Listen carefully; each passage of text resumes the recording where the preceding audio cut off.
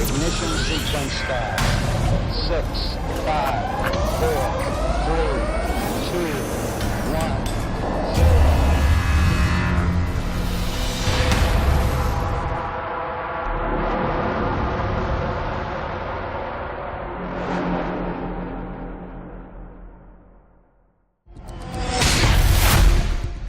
Conspiracies, legends, and myths have consumed curious minds for decades.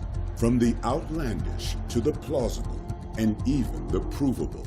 The Bermuda Triangle, the lost city of Atlantis, Bigfoot, the Loch Ness Monster, the Illuminati, the moon landing hoax, the Roswell incident, the paranormal, the Kennedy assassination, Area 51, alien abductions, and the truth about UFOs remain the most popular and debated in today's culture. While many of these topics remain unproven, new light has been shed on a few over recent years, bringing us closer to startling truths, such as the USS Nimitz account of supersonic UFOs captured on video, released to the public in April of 2020. For centuries, the giant has existed in folklore all over the world and are even referenced in the Bible as the Nephilim. In America, the Iroquois, the Osage, the Tuscaroras, the Hurons, the Omahas, and many other North American Indians all spoke of giant men who once lived and roamed in the territories of their forefathers. Dismissed as legends, myths at first, anthropologists, scientists, and historians have been coming to unified conclusions that based on tangible evidence, a race of ancient giants did roam the earth long ago. And more recent theories speculate the truth of their origin.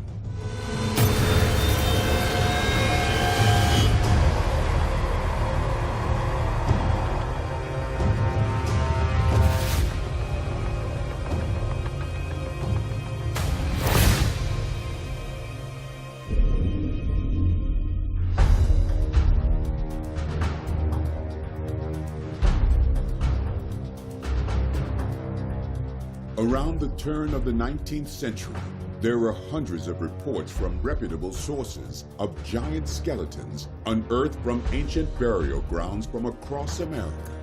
The mounds were built with massive stones and were present long before colonists from Europe crossed over. Jim Vieira and his brother uncovered old reports in New England of giant skeletons unearthed from these mounds, often with 2 rows of teeth and jaws that could fit over the head of a normal-sized human. The skeletons ranged in length from 7 to 12 feet tall. Jim and Bill Vieira have made it their mission to explore the mystery behind these mounds and others, where there is documentation of unearthed skeletons, often of gigantic proportions. Much like the early explorers, Jim and his team investigate the ancient sites of New England, gathering evidence and study of pre-colonial locations.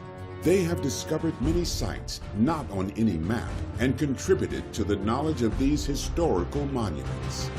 The story of giants is interwoven into myth and religion and essentially the landscape of different countries around the world, like stone structures like cairns and all kinds of megalithic sites have legends of giants. Religious documents talk about giants as a historical fact.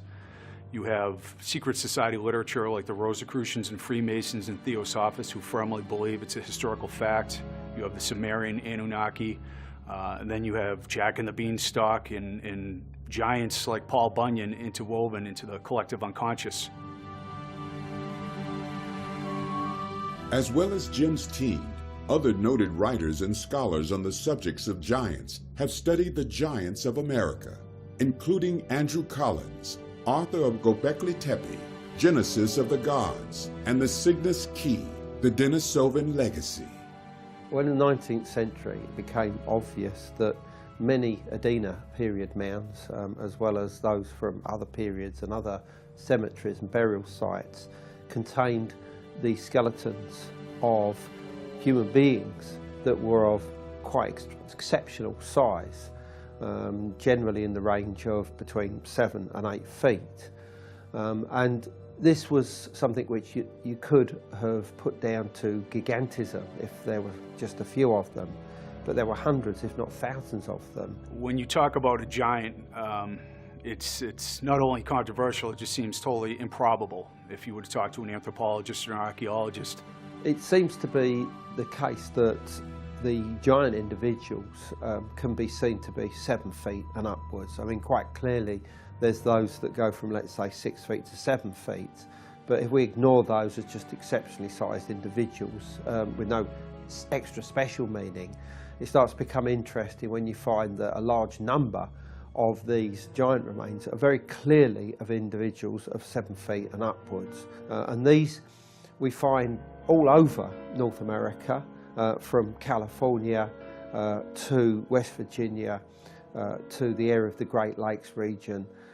So it's a pretty universal discovery of these remains, and therefore we're looking at a human population that must have existed in the past right the way across the entire North American continent. We've uncovered probably over 1,500 accounts from a series of documents, scientific literature, academic journals, town and county histories, newspaper accounts of 7, 8, 9, and even taller skeletons that were just measured like a stationary object, specific measurements of femur bones, skull circumference by scientists of the time. In fact, the same finds occurred in the 60s and 70s by university-trained anthropologists as well, finding over 7-foot skeletons in Kentucky, at the Dover Mound, at the Cresap Mound in West Virginia, at DeSoto's Cave in 1963 by a University of Alabama archaeologist, a jawbone fitting over the face, an over 7-foot skeleton.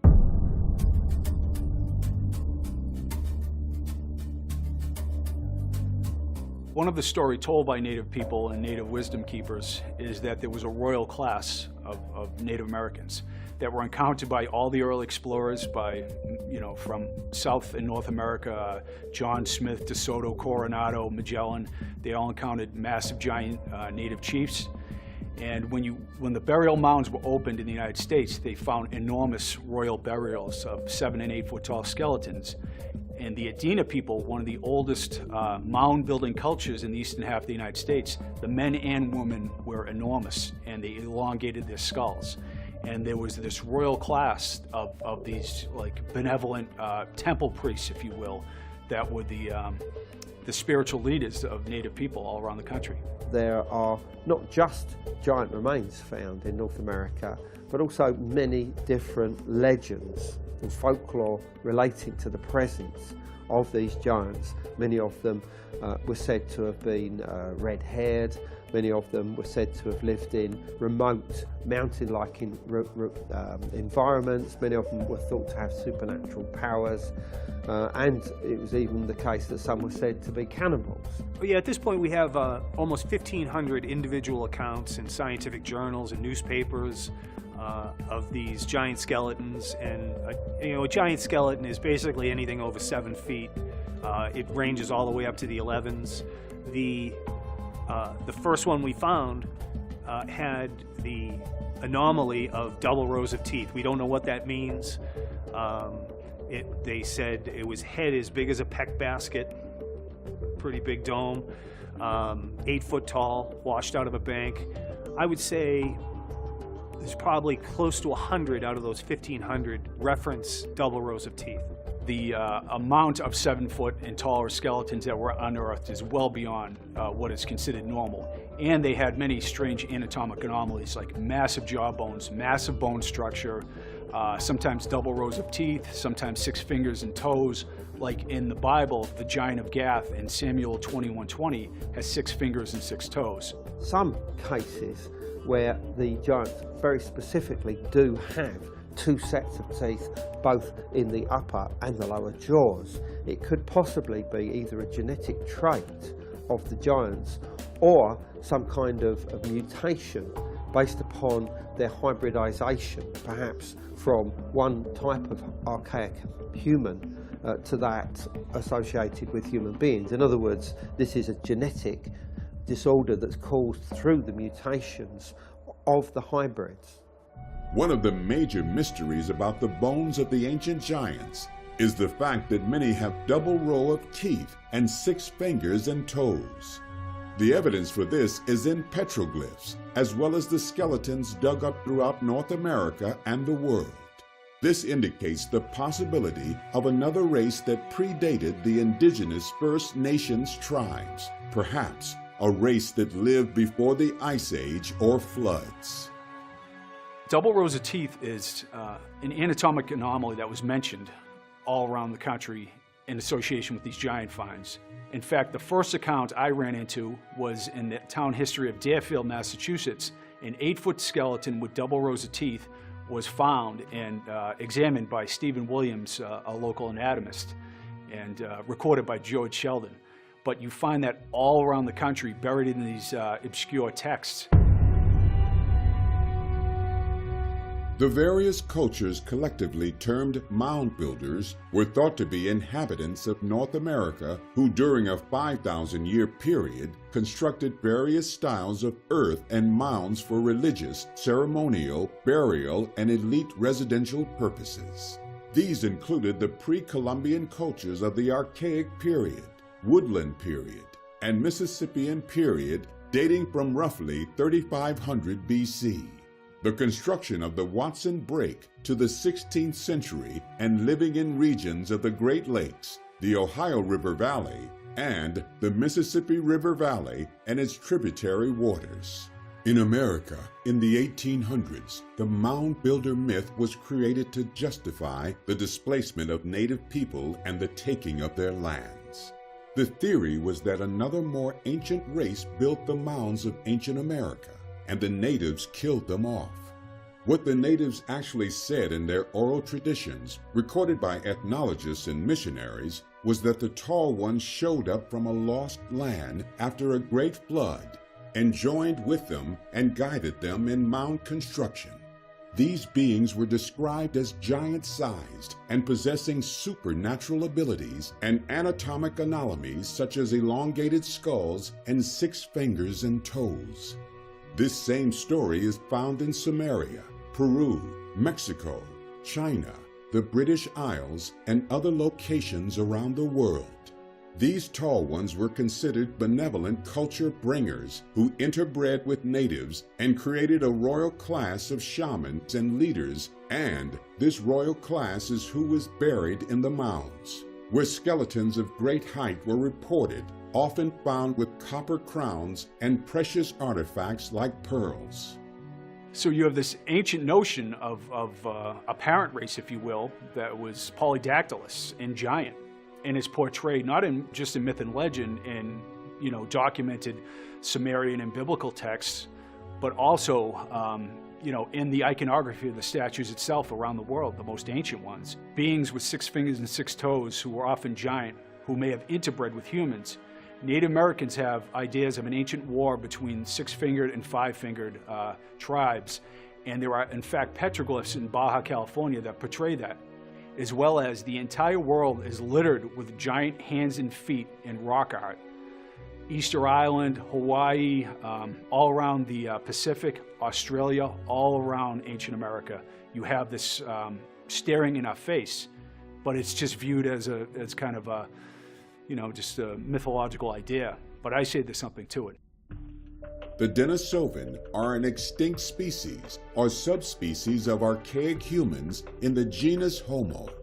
In March 2012, scientists announced the discovery of a finger bone fragment of a juvenile female who lived about 41,000 years ago, found in the Denisova Cave in the Altai Mountains in Siberia, a cave that was also inhabited by Neanderthals and modern humans.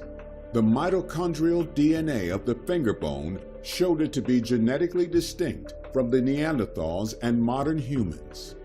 A 2013 comparison with the genome of another Neanderthal from the Denisova Cave revealed local interbreeding with local Neanderthal DNA, representing 17% of the Denisovan genome, and evidence of interbreeding with as yet unidentified ancient human lineage. Denisovans and Neanderthals split from Homo sapiens around 744,000 years ago and diverged from each other about 20,000 years later. As soon as we realised the significance of the Denisovans back in 2012, or shortly after the release of news of the genome, it became obvious that the teeth of the Denisovans were of huge size. I mean, in fact, so large that they were initially mistaken for those of a cave bear. What occurred there was a series of teeth were found, so large they thought they were the teeth of a cave bear. They took them to the Max Planck Institute to get them sequenced, and it was figured out that they not only are our human cousin, but they interbred with humans and Neanderthals, once thought to be an anthropological heresy. So this is a complete, game changer. And there are other osteological evidence that's been found, like a huge skull fragment, that's indicating we have a giant human ancestor who looks like they might have been part of the giant story who interbred with humans. I believe that the giant skeletons of North America are the descendants of human Denisovan or human Denisovan, possibly even Neanderthal hybrids that reached the Americas at a very early date, possibly 20, 30,000 years ago, and survived in the continent right the way through to the Adena period during the first millennia BC, and possibly onwards through until the time of first contact at the beginning of the historical period in the 15th, 16th century. That's another layer of this mystery too, is what was going on in ancient America. It certainly doesn't look like a purely hunter-gatherer civilization, mobile, just following the buffalo around. That, especially around Ohio, there are incredible stone structures everywhere, and there was a very sophisticated culture. And now with the discovery of Denisovans, it looks like they might have come island hopping through California, and now it's becoming accepted that there might have been interbreeding between Denisovans, Neanderthals, and humans. So how much of that took place in ancient America?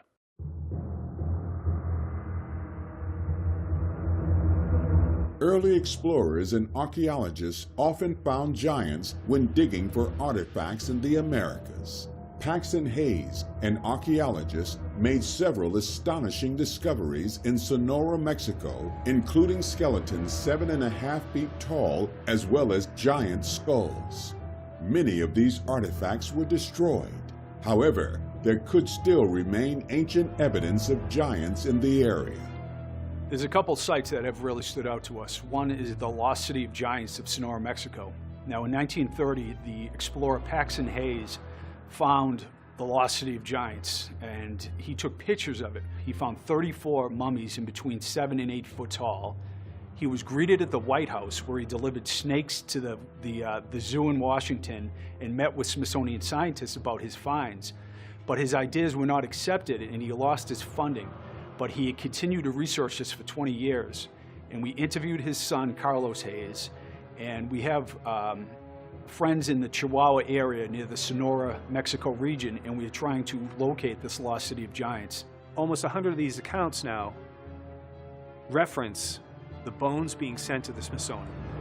So the Smithsonian claims that the largest skeleton is, I think, 6'3" or something like that. So what is the mystery of these bones supposedly being sent to the Smithsonian? Now, all these accounts, they're in like your local newspaper. They talk about the town was abuzz, and the town doctor measured the skeleton, and it sat in the assessor's office, and everybody in town went to look at it. How could you write that story in your local newspaper? What would people say about that? How could this not be, there be truth to this? In fact, there is quite a violent reaction amongst the academics when you talk about giants. You're ridiculed, you're denigrated, and marginalized, and it's rather infantile. There's a juvenile taboo associated with this for no good reason. Throughout the search for physical evidence still available today, the involvement of the Smithsonian Institute and actions they have taken in the past always emerges. One theory is the Smithsonian deliberately disposed of many artifacts that would help in the discovery of giants. It has often been suggested that the Smithsonian has been hiding evidence of giant remains. And this is a very valid point that needs to be addressed. I'm not making up any theories. I'm just showing, a vast amount of evidence and stationary measurements of skeletons. Make of it what you want, but we just feel like it's worthy of further investigation. In the 19th century, there were hundreds and hundreds of accounts of giant remains being found. And these appeared in newspapers, and they appeared also in records of excavations at sites. And every single one made it clear that the remains went back to the Smithsonian, for study. And yet they would seem to have gone into some kind of black hole there. And yet these accounts, they're in, absolutely credible scholarly journals and books. So they must have had them. They must have been there somewhere, even if they weren't on display. They must have been in their back room somewhere, in some box being forgotten about. The problem comes with the fact that I don't think that there was any kind of conspiracy to hide this evidence. I just think that it was believed that they were of no relevance, and they were also forgotten about until the late 1980s, the beginning of the 1990s, with the NAGPRA law. And the NAGPRA law basically said that any remains that were being kept within state or federal museums or institutions had to be repatriated to the Native American tribe that was nearest to where those remains were found in the first place. And this didn't matter whether they were giants or normal-sized people, or whether they were 10,000 years old or 500 years old. All of them had to be removed and repatriated. So the problem is that if you went to the Smithsonian today and you said to them, have you any giant remains? Clearly the answer would be no. And if you went to any museum, the same answer would be given to you. No, none around. And in fact, there isn't any giant remains that can be tested anywhere in North America, certainly not going through orthodox academic channels.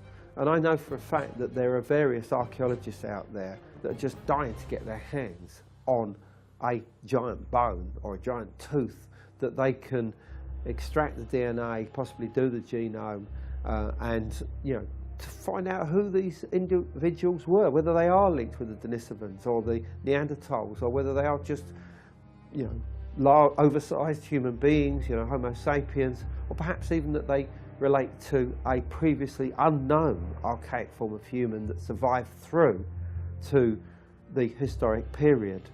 So until this happens, we cannot go anywhere with the DNA. We can only but speculate on who they are. The Smithsonian comes up a lot when you talk about giants. There's a lot of controversial ideas. They have the secret vaults of skeletons, giant skeletons, and all these types of things, and they've covered up evidence. And I would just say to that, I don't trust institutions and corporations as far as I could throw them, but when you have independent researchers working all around the country, there's no vast conspiracy there, but I believe agenda and the human ego is the conspiracy, where these ideas are not accepted and they're not looked at through any favorable light. The Smithsonian was out buying these skeletons. There's one, the San Diego giant, the Smithsonian in the late 1800s paid $500 for. I don't know what that is in in present day money, but it's a lot of money. And it turned out to be a hoax, but I'd love to know what they did with it. But that's just indicative of, they seem to have an interest in this because they paid for this known giant skeleton. The Eastern Mounds Division in the late 1800s was led by the Smithsonian, and their own scientists unearthed numerous skeletons, well over 7 foot tall, 8 foot tall, giant skulls, double rows of teeth, jawbones that fit over the face. It's all right there in the record. There could be some slight mismeasurement, but everybody knows what a skeleton looks like. When it's laid out on a table, you can't turn a 5'4" skeleton into an 8 foot, 9 foot giant. The Smithsonian was shipped enormous skeletons, over 8 foot tall, over 9 foot tall.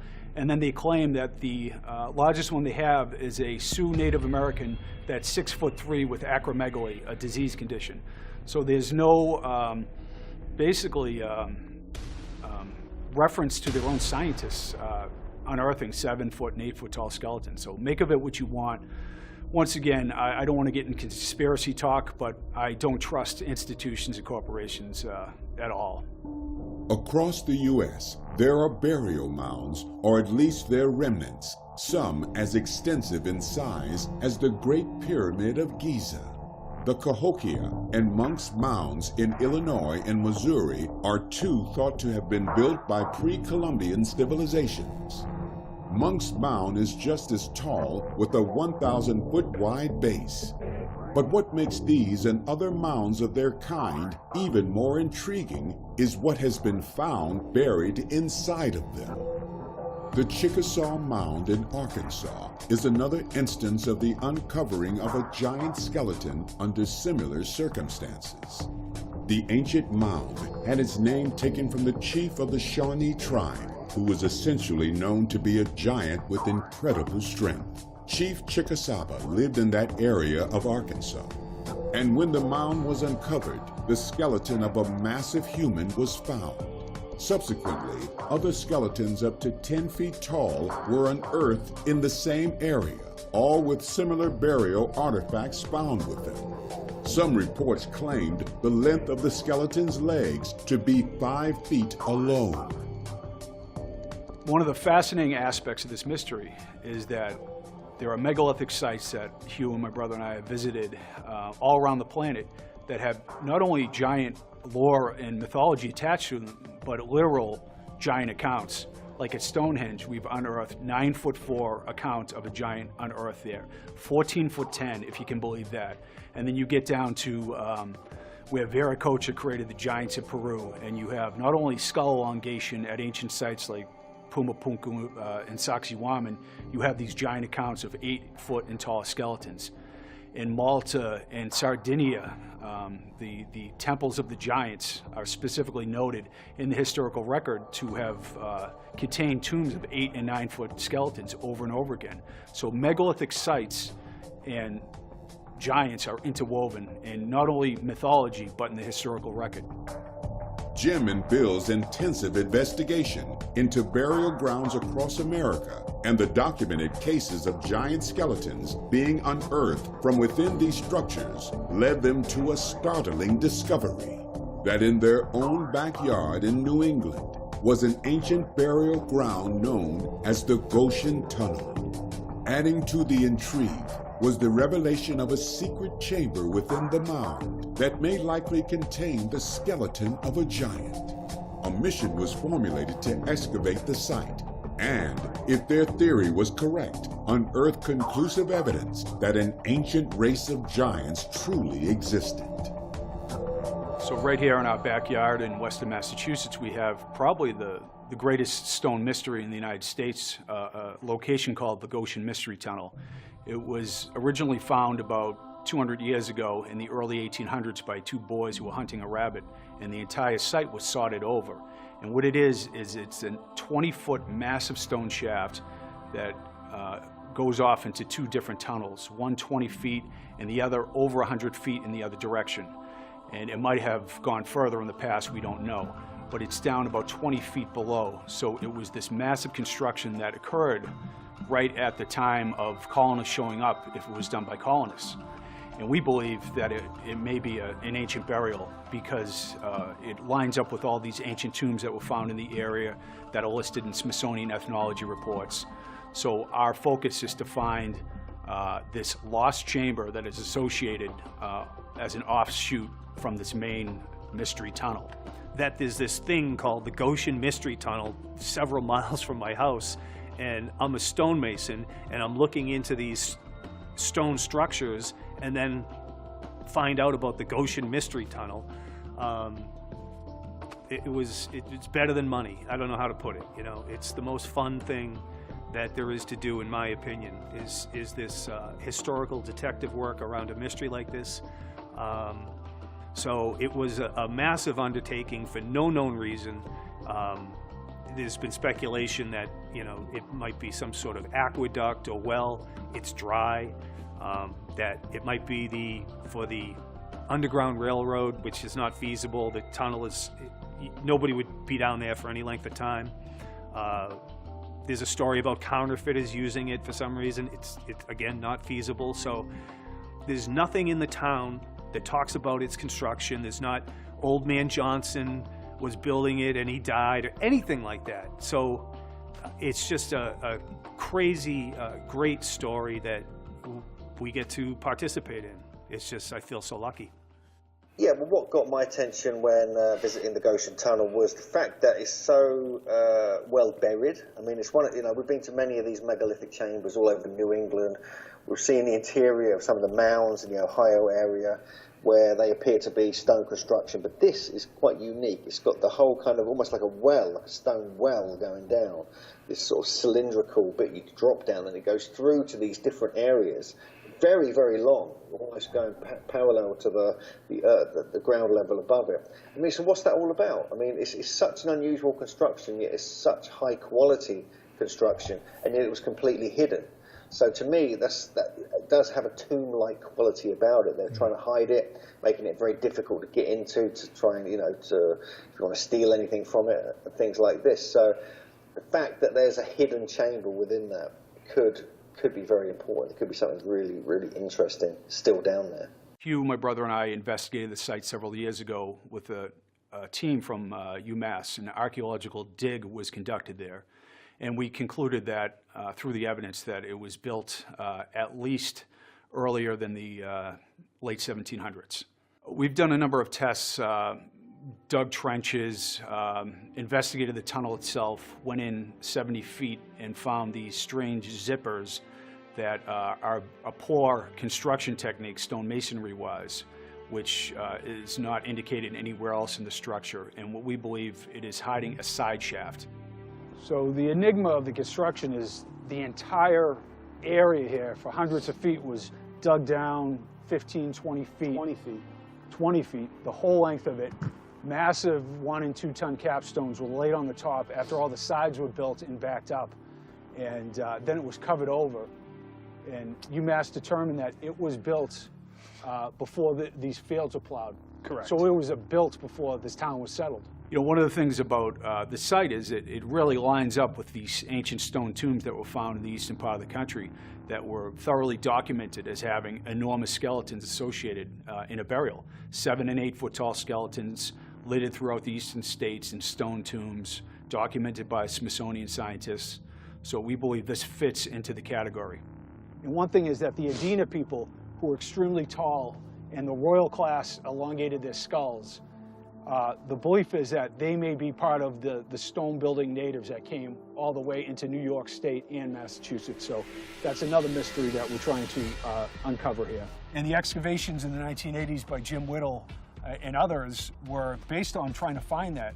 So we think there's a side shaft, which could be where the chamber is. Right. It seems like an enigmatic construction here where something is being hidden. There's no question about it. That's part of this. There's like something off to the side. So that's why we're here continuing. The combination of the smoke test and the sand and the lintel, the stone being at the exact right height for a side shaft, there were so many things pointing to a possible side shaft in that tunnel right now that it's hard to imagine there's not. What really caught our attention was how similar this construction is to so many of the mound building sites with these long passageways with capstones at the end with a massive burial in the Smithsonian records, 7, 8 foot tall. Even into New York State and other areas close to here, we have these stone tombs, found everywhere. So that's our thought, is this an ancient stone tomb, which would be pretty cool. We recently got the green light from the owner to dig over our geoprobe hole. So we intend to do a dig right down over this, what we're hoping is a side shaft or a hidden chamber of this tunnel. So I'm down at the base of the Goshen Mystery Tunnel. In this, right here, there is the tunnel goes out 100 feet, or it did go 100 feet in that direction. It's about 4 feet wide and about 3 feet high, 4 feet high. This is the north. Nobody's in there. It goes about 20 feet to the north. It's dry laid, there's no mortar, and although it looks like a well, there's no water. So just an incredible, massive construction for no known reason. A lot of these ancient sites were built and organized by, say, diviners first, where there's magnetic anomalies, places like Machu Picchu, but it could be, some kind of metal in there. It could be a treasure in there. It's, artifacts. We really don't know. It seems to indicate that there's something metallic going on, whether it's natural or not. We hope to answer that. So basically, yeah, there are 2 walls on either side, about 3 or 4 feet apart, and the walls are about 3 feet high, 4 feet high, and then big lintel stones that are about 5 feet wide at least, and they're about 4 feet, so they're like 5 by 4s, run the whole length on top of this structure down here. As it stands, this is such a huge undertaking. 20 feet down had to be excavated, this massive construction with multi-ton stones laid deep down in the earth, then covered over again. It really smacks of some organized, huge project, and there just wasn't the population for that at the time it was purported to be built if it was colonial. This is the north tunnel. It's a little skinnier.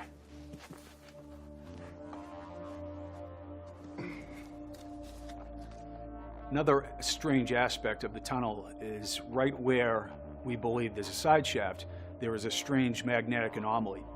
And this was verified by the safety guy who was there, who is a world traveler and is, understands all the equipment. And he was blown away that it was, the needle was moving 15, 20 degrees right over there. And he kept going back and forth and showing us. So it wasn't our wishful thinking, it was a seasoned professional telling us that there was a strange magnetic anomaly right on top of where we believe this chamber is. The south tunnel plunges down 20 feet. Where I am, I'm probably 17 or something. It goes down and out, and I can disappear. And you can go about 70 feet into there.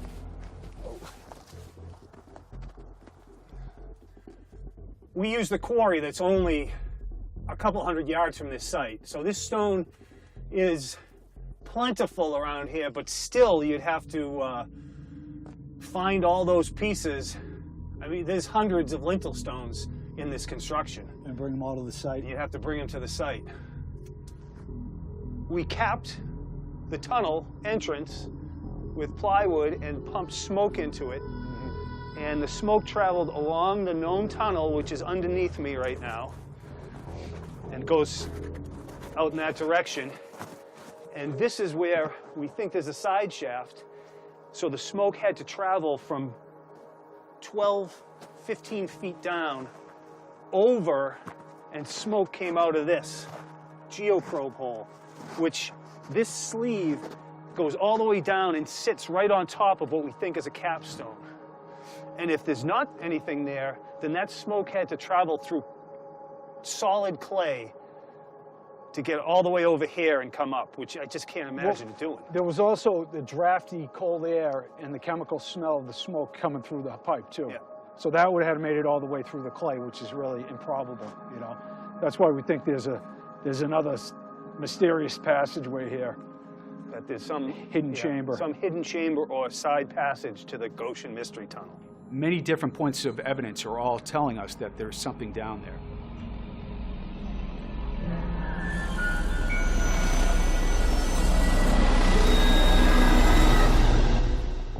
The team continues to search for ancient monolithic sites in New England, including a location in Vermont they've never explored.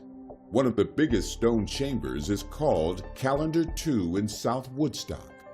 Callender 2 measures 10 feet by 20 feet on the inside, the same geometrical ratio as the King's Chamber of the Great Pyramid, and the door aligns with the solstice sunrise.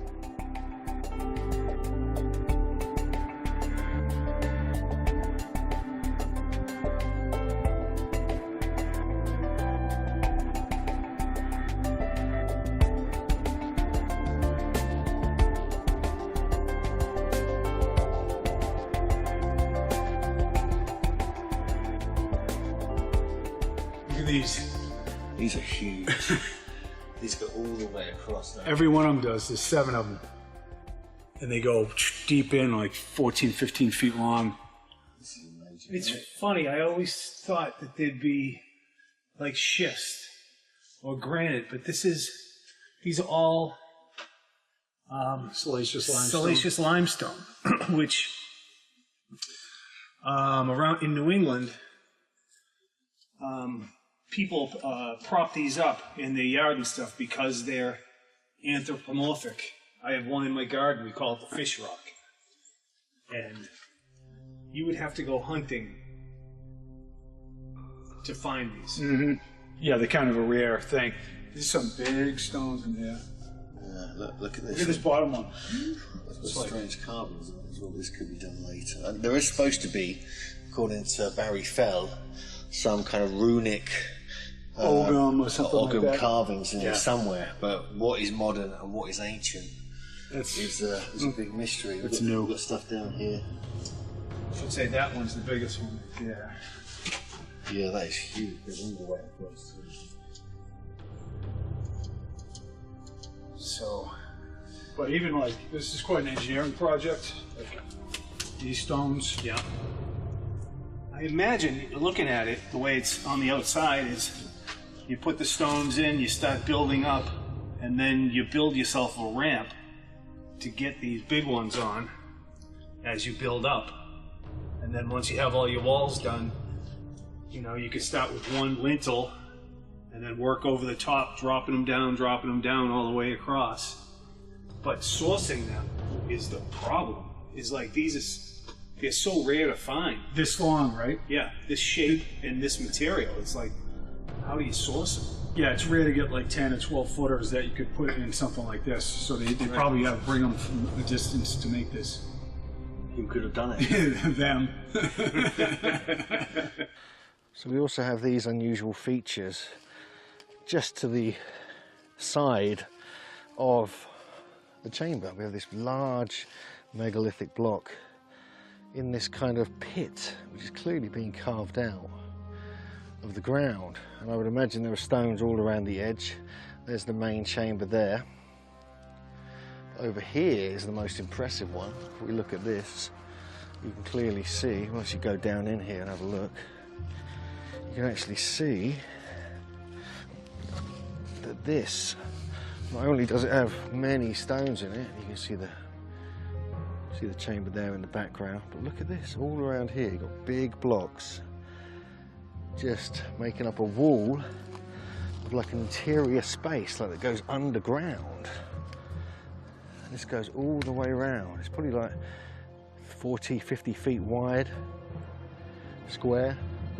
Can't get above it really though because of the trees with the drone or anything, but still worth noting here. And some of these stones are huge, absolutely massive.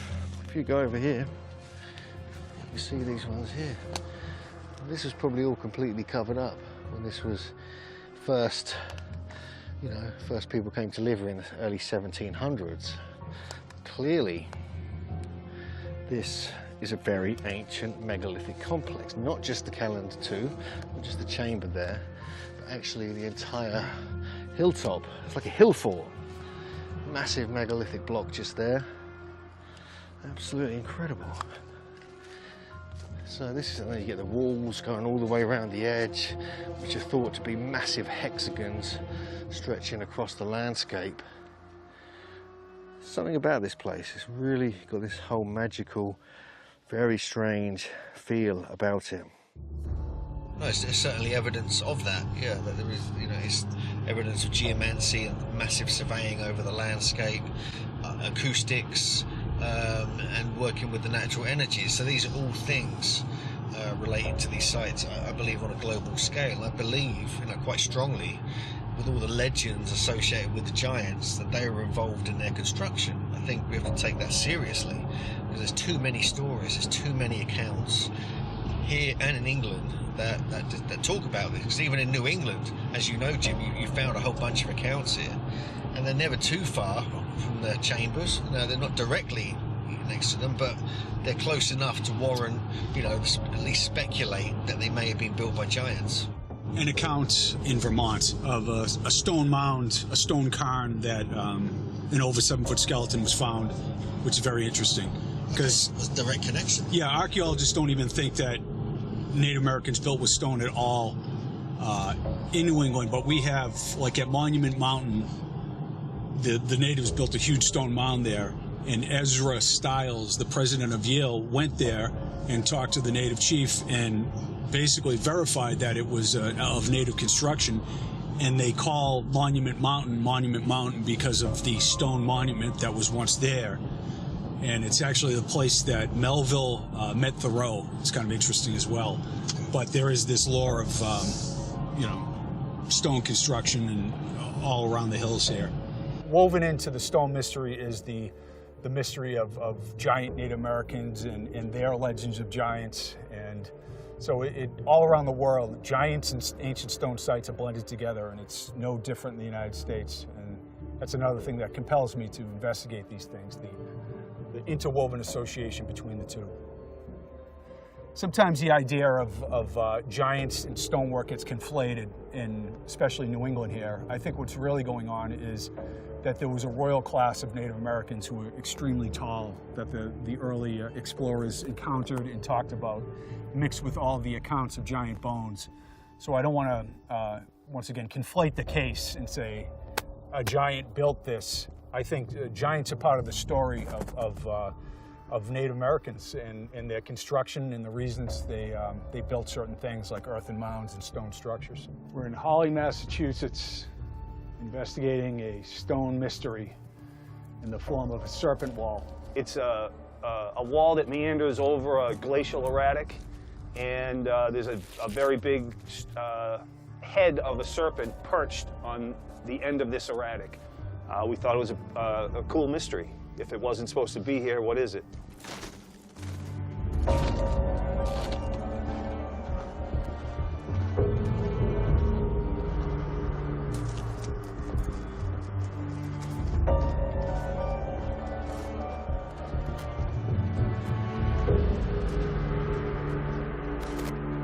This right here is what we believe is a Native American serpent wall, built 20 feet in the air.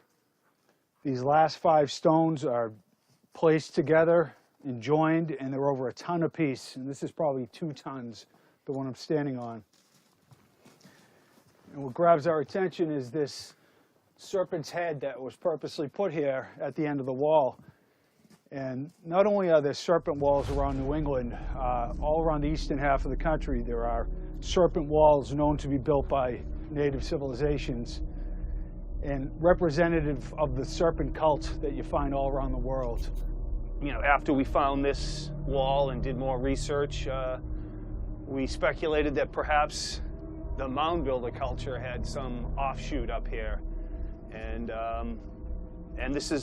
this wall is what got us started on all of our research into Native American stonework and then giants. So we ran into this, I don't know, 20 years ago. Yeah. It has an eye that is in relief.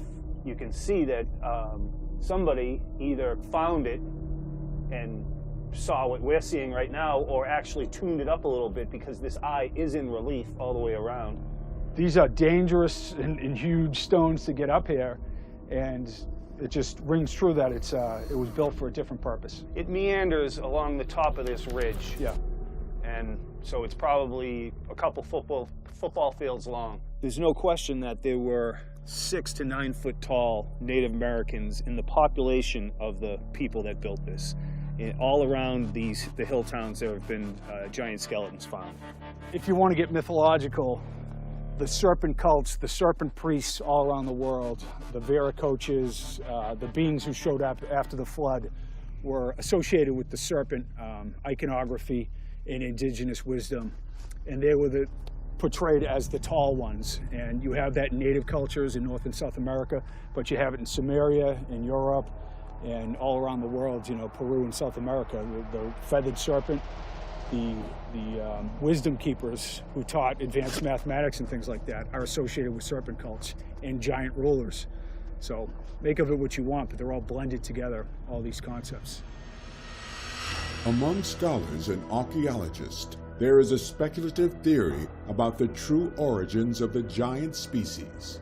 The Olmecs were the first major civilization in Mexico, whose massive carved heads spawned the hypothesis that some of the ancient gods were actually astronauts. Noted authors and experts have connected the ancient Sumerian and others with the Olmecs and extraterrestrials. The theory maintains that the space aliens came to our planet and helped shape ancient civilizations. These extraterrestrials had elongated heads and oriental facial features. Statues and other artifacts found at Sumerian sites indicate that some of the inhabitants in the area had elongated heads and coffee bean eyes. These relics are thought to give the impression of a reptilian presence and are today called by archaeologists serpent priest or lizard representations. Were they human or were they extraterrestrials?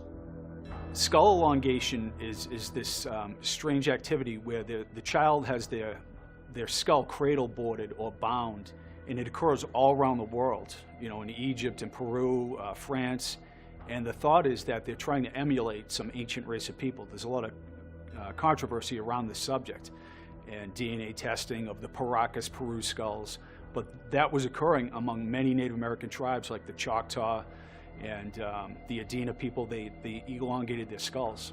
Yeah, one of the prevalent ideas is that Homo sapiens were created by an alien race. It's clearly noted, it's shown on the reliefs in Egyptian temples, humans being created on a potter's wheel. You have these gods that showed up after the flood that are represented all around the world that created Homo sapiens, like in the Bible, from clay and genetic material. You have the giants being created by these gods. It is ubiquitous around the world, and the strange and specific nature of it really I find quite fascinating. Honestly, I gotta say that associated with polydactylism, 6 fingers and 6 toes, are these ancient beings that are portrayed as aquatic and androgynous, that show up after the flood and restart civilization. As strange as it may seem, you have Oannes in Sumeria, the fish god with the man bag. You have Fu Xi in China, who teaches the arts of civilization, advanced geometry, and the I Ching. You have the androgynous Viracocha in South America, who restarts civilization once again after the flood. The entire world is littered with androgynous creator gods who teach the arts of civilization. So that in itself is very odd. And I will say the Dogon people of Mali, Africa, have the Nomo as their creator gods, and they say they are from Sirius, that they are extraterrestrial aquatic beings who showed up. And you say, wow, that's just an outrageous tale, but all these different traditions, the specifically noted androgyny and amphibious nature of these is all around the world. Jim and his team continue to study giants in America and worldwide. One aspect that surfaces is fake images and doctored photographs that appear on the internet. These fakes often turn away scientists who would study the mystery and often add to the noise that is prevalent in any scientific study. Every day, it seems, there's some new, it's a Denisovan discovery, or in South Africa there's some discovery. We have all these accounts. When you lay them out, you talk about all the different ways that people try to debunk this story, and then we have newspaper clippings that debunk the debunkers, that they talk about this would be, oh, they're just trying to sell newspapers. So many of these accounts, it's just like this tiny little blurb about yesterday in Youngstown, they dug up a 7-foot skeleton, and that's it. And it's on page 18. Why would you put that in there if it's not true? And it's easily found out. So, they talk about mastodon bones. Oh, these were all mastodon bones. These are burials. I just feel like with these 1,500 accounts, all the new information that's out there, that Occam's razor is with us now. And that this story is totally plausible. It doesn't have to be Jack and the Beanstalk and some 50-foot giant. these are just, you know, humans, a race of humans that might be 7 to 12 feet tall. You have this interwoven narrative in ancient civilizations about giants and the gods and who was worshipped and who created us. You know, the giants were supposed to be creators, and they were also portrayed as being created by other gods that were androgynous, like Viracocha. And you have this all around the world, the same strange and specific and ubiquitous nature of these stories. It's not just myth and legend, it's oral tradition, it's secret society literature, it's religious documents, and historically verified information as well. All these ancient sites tell the same stories, whether it's an isolated Pacific island or Australia or the Middle East. So I can't get around that. You know, how can you conjure it up? You know, I believe in Jung's collective unconscious, but I also believe in a lost mother culture in Atlantis, if you will, or a Lemuria, where all these traditions came from. And the great mystic Edgar Cayce, in fact, said that giants and little people were part of the civilization of Atlantis that sank in the middle of the Atlantic 13,000 years ago, and their peoples and culture were dispersed around the world, and that's why we have that ubiquitous nature found everywhere. There was a new AI simulation that was just run recently. A new study came out that there's another mystery ghost species that we know nothing about, and we only know it from its DNA fingerprint right now. So who knows what science is going to reveal in the future. Jim, Hugh, and Bill continue to search for more evidence of giants in America and worldwide. For them, the case is solid, and there will be new discoveries that substantiate the existence of a culture of giant people that predate our knowledge of human existence.